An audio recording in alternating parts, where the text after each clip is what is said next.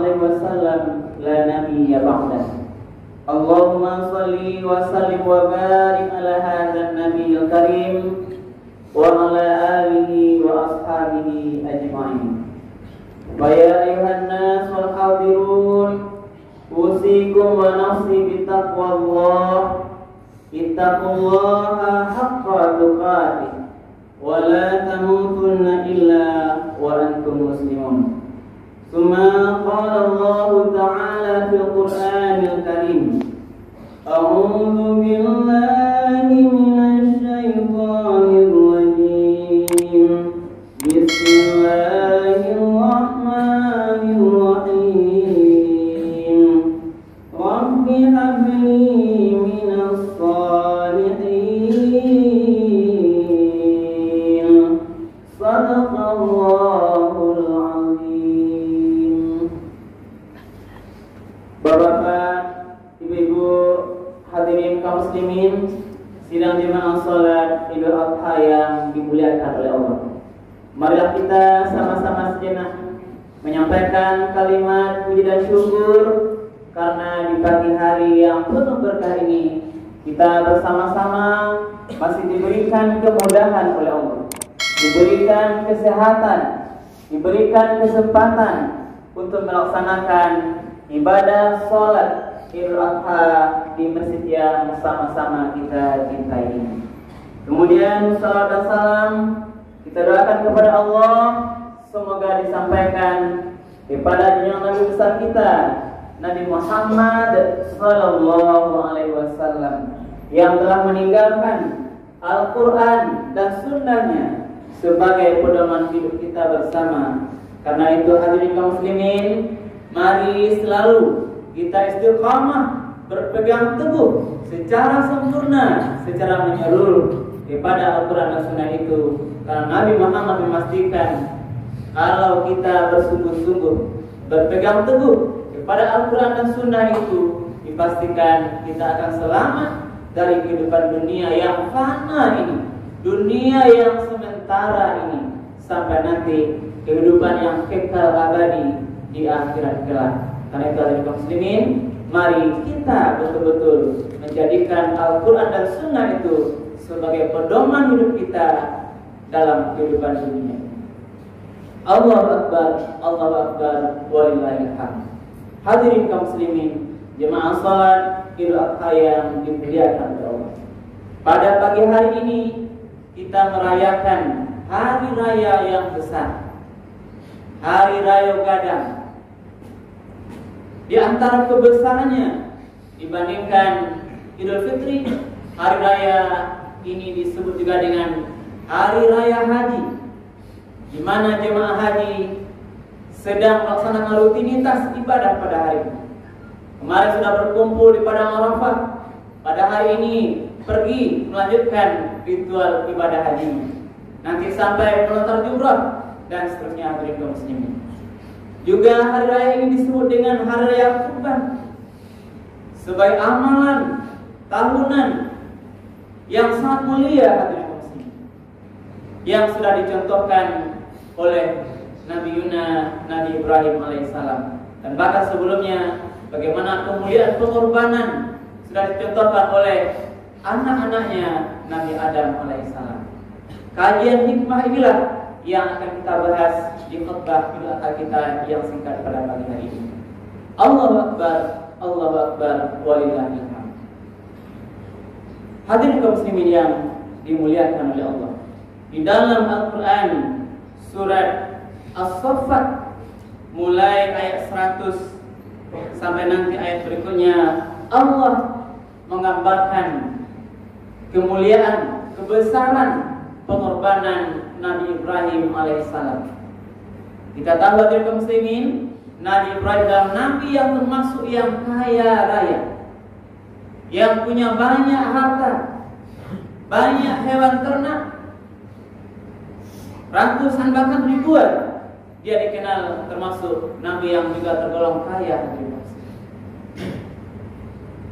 Pada suatu saat ditanya oleh Ibrahim ini oleh umatnya, wahai Ibrahim, semua harta kekayaan ini akan kamu bawa kemana?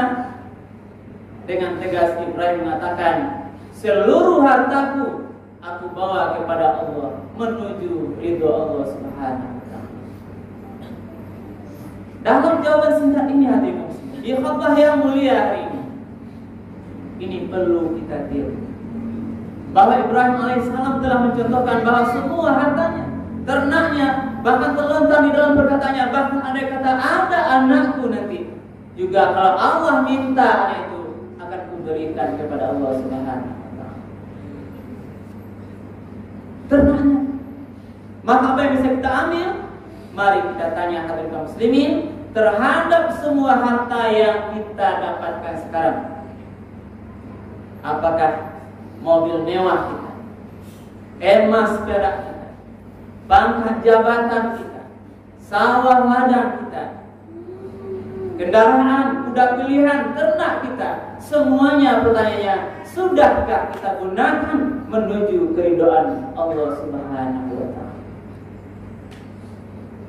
Sudahkah kita mau mengorbankan di jalan yang dibenarkan oleh Allah Subhanahu wa taala? Kenapa tidak muslim? Karena harta ini adalah nanti bagian yang ditanya oleh Allah di akhirat kelak.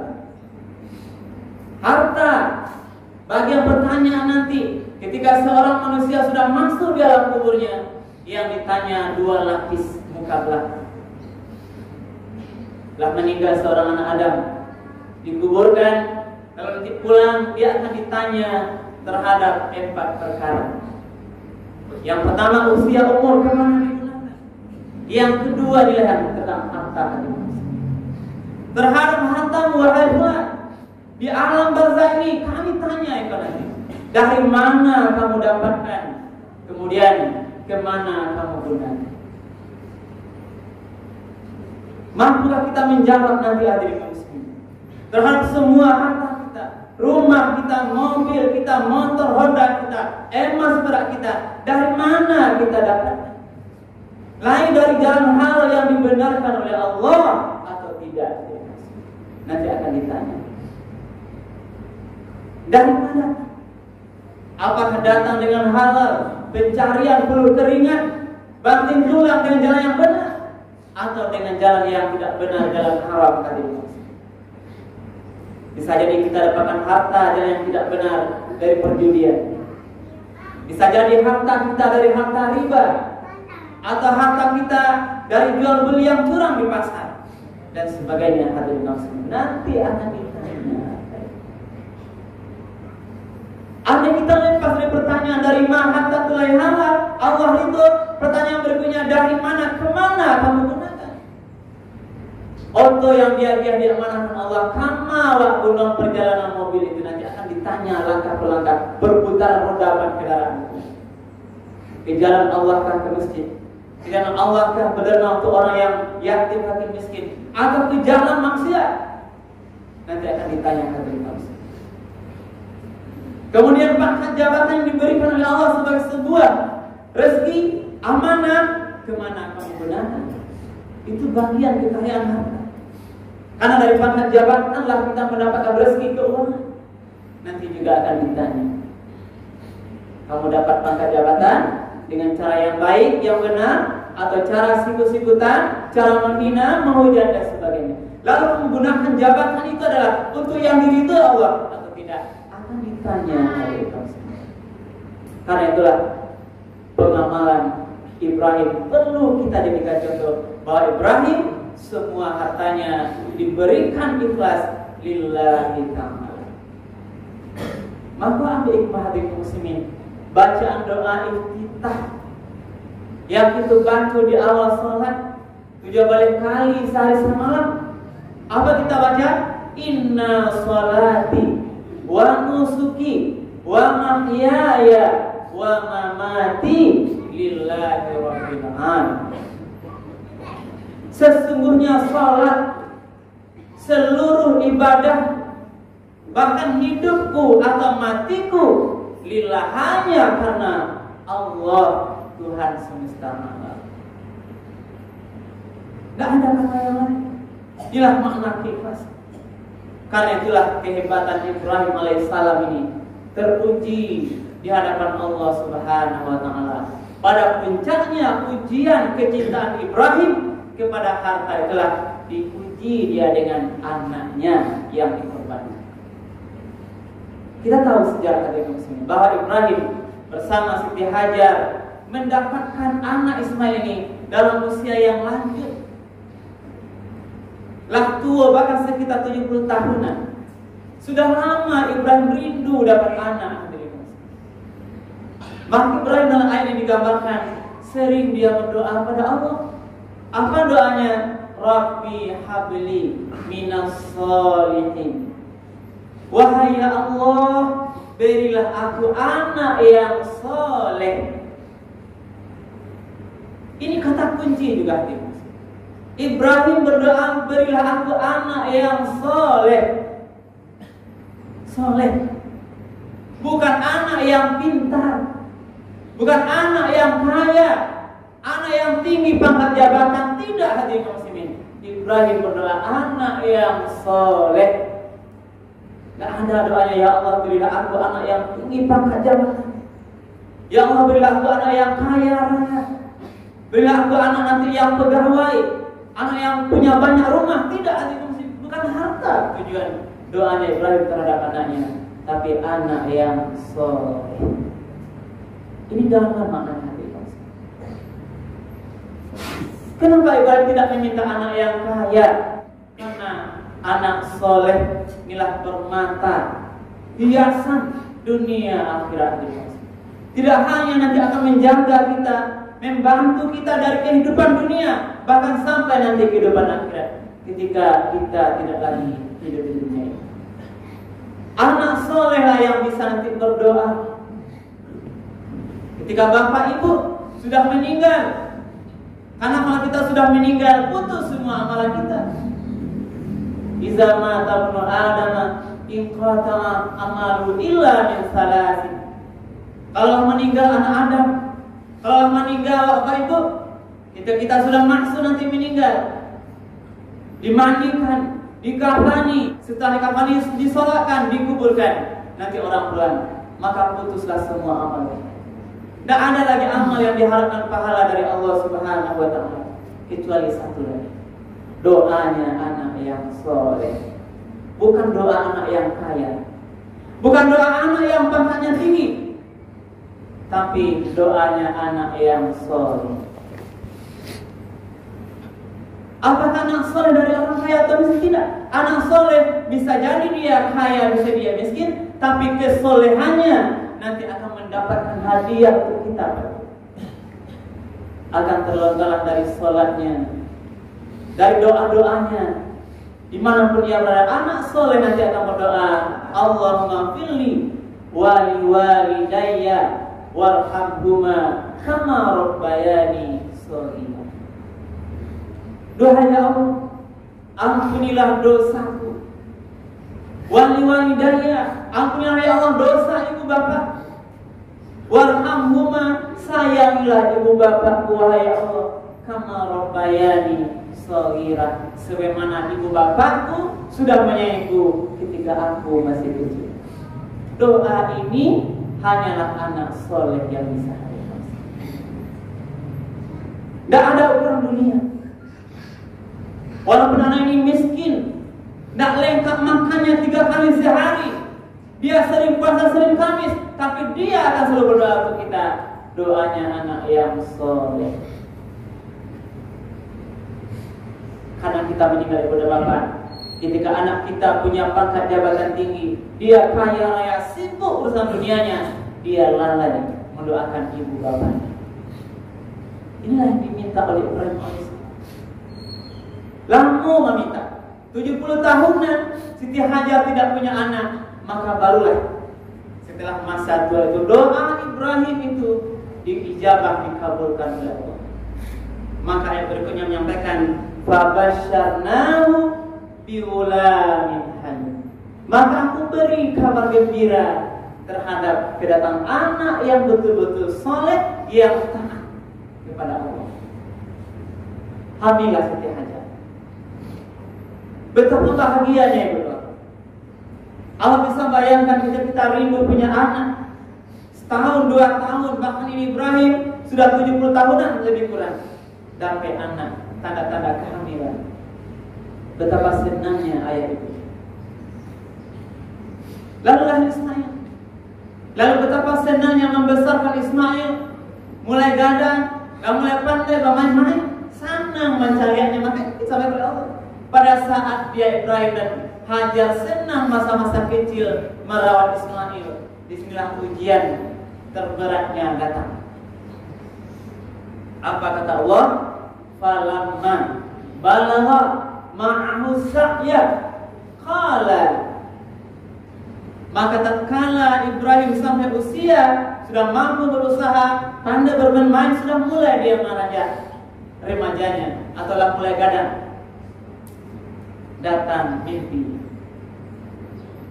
Mimpi bagi Ibrahim adalah syariat yang mesti dijalankan. Lalu pada saat mimpi itu datang, pada pertama harinya, Ibrahim menyampaikan kepada Siti Hajar, wahai istriku Hajar, Allah perintahkan aku menyembelih anak kita yang kita cintai. Siti Hajar pada awalnya berkata, mungkin bang, suamiku itu mimpi hanyalah permainan tidur, palamak larut. Maka coba kita lihat untuk berikutnya. Bisa tiba lihat mimpi yang sama. Makin kuat sedikit tapi masih ragu Ibrahim Hajar. Besoknya datang lagi mimpi yang sama. Di sanalah Ibrahim yakin dan Hajar, ini perintah Allah yang tidak bisa tidak dilaksanakan. Lalu dia panggil anaknya Ismail. Dalam dialog yang disampaikan oleh Allah dalam surat As-Saffat ayat 102 ini, qala ya bunayya, wahai anakku sayang Ismail, darah dagingku, putra tercinta, kami betul-betul sayang padamu. Inni ara fil manam, wahai nak, sesungguhnya ayah melihat dalam mimpi, diperintahkan oleh Allah, anni asbahuka, bahwa Allah menyuruh ayah menyembelihmu. Fanzur madza tara, maka wahai anakku sayang, tolong pikirkan, tolong inak menungkan bagaimana pendapatmu. Nah, inilah dialog sebagai anak ayah yang soleh dengan anak yang soleh. Dan langsung main sembahyang saja, dan langsung main laksanakan perintah Allah, tapi berdiskusi, bermusyawarah. Inilah lambang keluarga yang soleh terhadap sebuah putusan terhadap anak. Tanya anak dulu.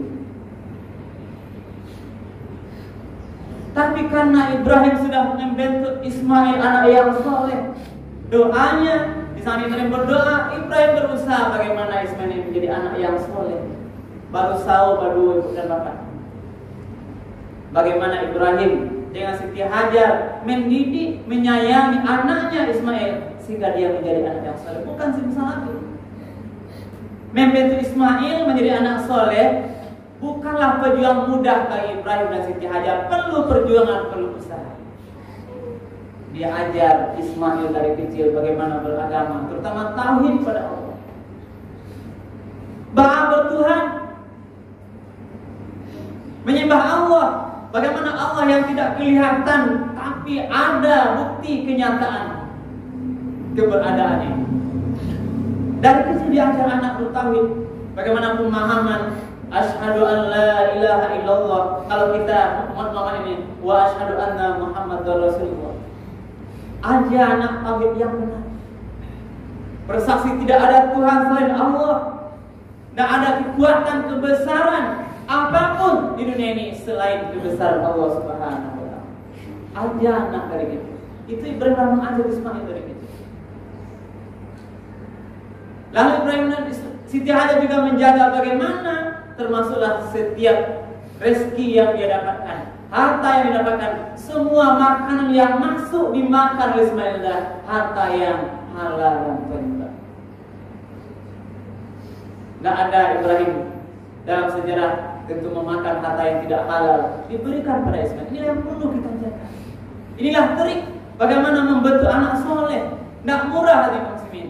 Karena kalau termakan harta yang tidak halal oleh anak kita akan nanti mempengaruhi jiwa, pengaruh ke emosi, pengaruh tingkat kesabarannya dan sebagainya. Maka mari kita berupaya sebagai orang tua, ayah, ibu, betul-betul meyakinkan semua harta yang dibawa pulang ke rumah itu harta yang halal atau thayyibah. Allahu Akbar, Allahu Akbar, walillahil hamd. Lalu karena Ismail anak yang soleh, apa jawabannya? Qala, Ismail menjawab, ya abatif al ma tu'mar, satajiduni insyaallah minas sholihin. Wahai ayah, kalau benar memang kau yakini itu perintah Allah, syariat Allah, Allah minta saya untuk dikorbankan, maka laksanakanlah wahai Allah, jangan ragu-ragu. Ayah, bila aku di sini ini perintah Allah, kerjakan saja ya Allah. Ya ayah, jangan ragu.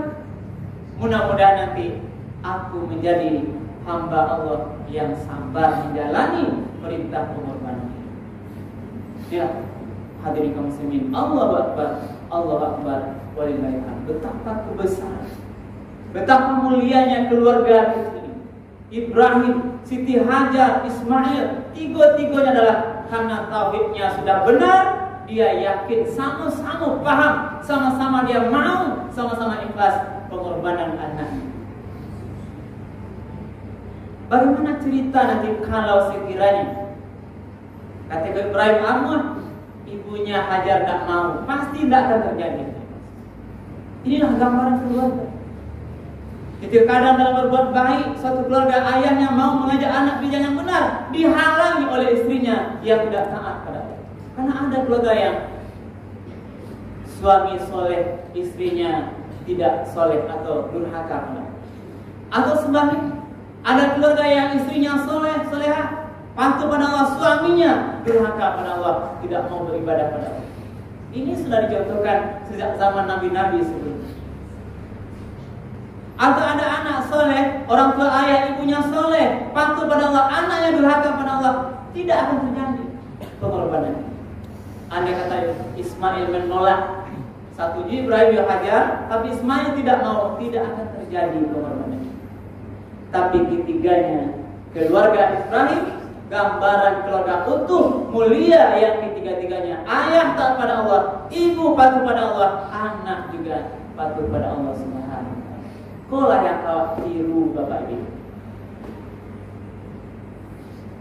Lalu apa ceritanya? Dikerjakanlah pengorbanan itu. Yakinlah Ibrahim, maka ritual haji yang kadang-kadang ini ada juga cobaannya. Ketika Ibrahim mulai membawa Ismail dalam perjalanan untuk menyembelih Ismail itu di jalan digoda oleh musuh yang tak nampak di awal. Setan laknatullah, iblis digoda, banyak godaan Ibrahim. Wahai Ibrahim, di bagian godaan iblis, aku yakin itu tidak mungkin Allah perintahkan, Allah suruh membunuh anakmu, tidak mungkin. Jangan lakukan Ibrahim. Tak berhasil iblis. Dia goda Siti Hajar. Wahai Hajar, anakmu satu-satunya, langlangmu dapat anak, kini mau dikorbankan. Jangan mau Hajar, kata iblis. Juga tidak berhasil. Digoda juga Ismail, tapi akhirnya iblis tidak mau. Ritual penggodaan bagaimana pengorbanan tidak jadi, itulah pada situlah Ibrahim, Hajar, Ismail melakukan pelontaran iblis sebagai lambang kemarahan terhadap simbol-simbol kesesatan iblis. Nah, lakukan lontar jumlah yang melempar iblis ini gambaran. Maka mari kita berikmanya, mari juga kita bagaimana kita berhasil melempar, menghalangi nanti bagaimana ketika digoda oleh iblis terhadap persoalan menjauhkan kita pada Allah, kita juga harus musuhi. Jangan mau tergoda oleh iblis. Allahu Akbar, Allahu Akbar, walillahil hamd. Hadirin kaum muslimin sidang jemaah yang dimuliakan Allah, inilah mungkin bagian kisah singkat Ibrahim, pengorbanannya di jalan Allah terhadap semua hartanya termasuk anaknya. Maka apa yang bisa kita ambil?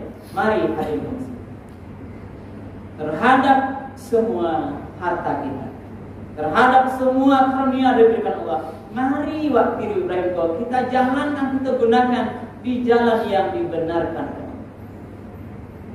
Lalu apalagi, mari kita bentuk keluarga kita supaya ayah, ajak istri, ajak anak semuanya bersama-sama menuju jalan yang diridhoi oleh Allah. Apa maksudnya? Bagaimana berupaya masuk sargo bersama-sama. Karena ayat itu mengatakan ya ayyuhalladzina amanu qu anfusakum wa ahlikum nar. Wahai orang-orang beriman, wahai suami-suami yang beriman, jaga dirimu, jaga keluargamu dari kemungkinan nanti besok di akhirat tempatnya neraka. Jadi kalau disuruh masuk surga. Maka mari di bagian khutbah kita ini harus juga mengajak bentuk pengamalan nyata kita hari ini adalah mari kita yang bagian yang punya kemampuan kelapa rezeki laksanakan ibadah kurban. Bersyukur kita mungkin bagi saudara kita di sana awal yang sudah haji hari ini, alhamdulillah. Yang tidak punya kesempatan haji, ada amalan terbaik, inilah amalan ibadah kurban. Ini perintah Allah sebagai tanda syukur kita. Sebagaimana dalam surat Al-Kautsar, inna a'tainakal kautsar fasholli li rabbika wanhar. Maka bersyukurlah kaum muslimin yang sudah mendaftar korbannya. Mari, ibadah korban adalah ibadah yang paling mulia di raya haji. Ibadah terbaik yang pahalanya dikatakan di dalam setiap helai bulu-bulunya ada kebaikan. Ketika Nabi ditanya bagaimana pahala korban wahai Rasulullah, ketahuilah dalam setiap rambutnya adalah ada nilai pahala. Lalu apa bulu-bulunya yang ada di badannya, di kakinya wahai Rasulullah? Rasul mengatakan di setiap helai bulunya juga ada kebajikan.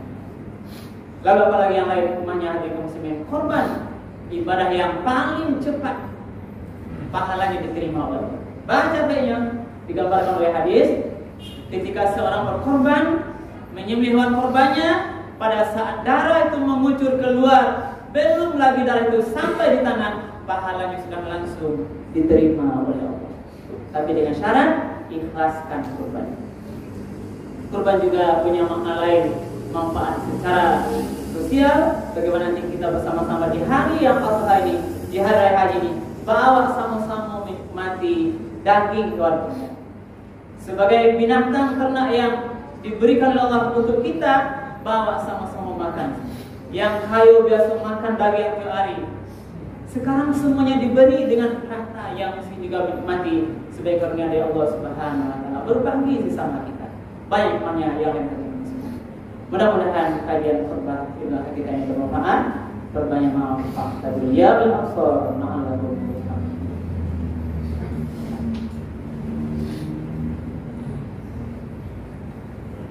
Allahu akbar, Allahu akbar, Allahu akbar, Allahu akbar, Allahu akbar, Allahu akbar, Allahu akbar, walillahil hamd. Asyhadu an la ilaha illallah wahdahu la syarika lah wa asyhadu anna Muhammadan abduhu wa rasuluh sallallahu alaihi wasallam la nabiyya ba'dah. Allahumma salli wa sallim wa barik ala hadzal nabiyil karim wa ala alihi wa ashabihi ajma'in. Wa ya ayuhan nasul hadirun usikum wa nafsi bi taqwallah, ittaqullaha haqqa tuqatih wa la tamutunna illa wa antum muslimun. Faqala Allah ta'ala fil Qur'anil Karim, a'udzu billahi minasyaitonir rajim. Bismillahirrahmanirrahim. Wal 'asr innal insana lafi khusr illa alladziina aamanu wa 'amilus shalihaati wa tawashaw bil haqq wa tawashaw bis sabr. Demi waktu yang terus berputar dan berjalan ini hadirin muslimin. Apa kata Allah? Sesungguhnya kita manusia-manusia ini benar-benar berada dalam kerugian. Lalu Allah berikan rumusnya yang tak rugi. Yang pertama, illal ladzina amanu, orang yang beriman selalu meningkatkan imannya, selalu mengasah imannya biar dia lebih tinggi. Siapa lagi? Wa amilus sholih, yang memperbanyak amal soleh. Siapa lagi yang tak rugi? Wa tawashaw bil haqq, yang selalu mengingatkan, nasihat menasihati dalam kebenaran di jalan Allah. Yang terakhir, wa tawashaw bis sabr, orang yang selalu mengingatkan nasihat menasihati agar sabar atau dalam kesabaran. Inna Allah malaikatahu yusholluna 'alan nabi ya ayyuhalladzina amanu shallu 'alaihi wa sallimu taslima. Mari kita tutup doa sebagai kajian kita muslimin. Na'udzubillahi minasyaitonir rajim. Bismillahirrahmanirrahim. Alhamdulillahirabbil alamin wal 'aqibatu lil muttaqin. Wassalatu wassalamu ala asyrafil anbiya'i wal mursalin wa ala alihi wa ashabihi ajma'in. Allahumma fir lana dzunubana wa liwalidayna warhamhuma kama rabbawna shighara. Allahumma arinal haqqa haqqan warzuqna ittiba'ah wa arinal batila batilan warzuqna ijtinabah. Allahumma ahyina bil iman wa amisna bil iman wahsyurna bil iman wa adkhilna jannata ma'al iman. Rabbana asrif 'anna 'adzab jahannam inna 'adzabaha kana gharama innaha sa'at mustaqarra wa muqama. Rabbana hab lana min azwajina wa dhurriyyatina qurrata a'yun waj'alna lil muttaqina imama. Rabbana atina fid dunya hasanah wa fil akhirati hasanah wa qina adzabannar. Alhamdulillahirabbil alamin. Wassalamualaikum warahmatullahi wabarakatuh. Alhamdulillah.